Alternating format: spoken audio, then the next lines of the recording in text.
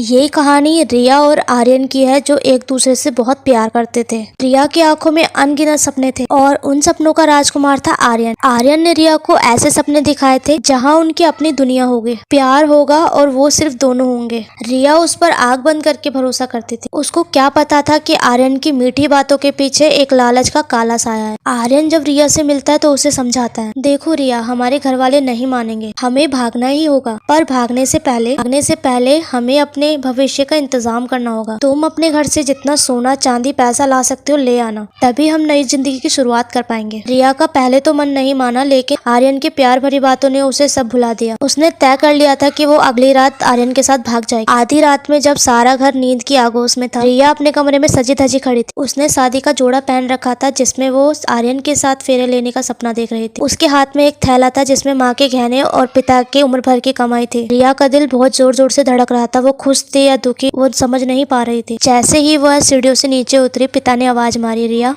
उसे एक पल में सारे सपने टूटते हुए नजर आए। उससे लगा कि पिता अब चिल्लाएंगे, उसे मारेंगे, लेकिन पिता की आंखों में ना गुस्सा था ना डांट। धीरे से पिता ने कहा, रिया बेटी, अगर तुम्हें लगता है तुम्हारी खुशी इसी में है तो तुम चले जाओ, मैं कुछ नहीं कहूंगा। रिया हैरान थी। पिता ने आगे कहा, बस एक काम कर, उसे फोन कर और उससे बोल पिता ने चाबी कहीं रख दी है और वो मिल नहीं रही है और मैं खाली हाथ आ रही हूँ। अगर वो ऐसे तुम्हें स्वीकार कर लेता है तो मैं खुद तुम्हें विदा करूंगा। रिया के कांपते हाथों ने आर्यन को फोन लगाया। रिया ने धीमी आवाज में कहा, आर्यन, पापा ने चाबी कहीं रख दी और वो मिल नहीं रही है, क्या मैं सिर्फ अपने कपड़ों के साथ आ जाऊं? फोन की दूसरी तरफ आवाज आर्यन की तुरंत बदल गई। अब मीठी आवाज कड़वाहट में बदल चुकी थी। आर्यन चिल्लाया, क्या खाली हाथ? पागल हो क्या रिया तुम? उसने बोला, जाओ चाबी ढूंढो और नहीं मिलती तो अभी मत आना, कल आना जब चाबी मिल जाए, और अब तभी मुझे कॉल करना। फोन कट गया। रिया के पैरों से जमीन खिसक गई। रिया फूट फूट कर रोने लगी। जिस इंसान के लिए वो अपनी इज्जत, अपने माता पिता सब दांव पर लगाने वाले थे, उसके लिए रिया की कोई कीमत नहीं थी। कीमत थी तो बस पैसों और गहनों की। पापा, मुझे माफ कर दीजिए, मैंने इतनी बड़ी गलती की।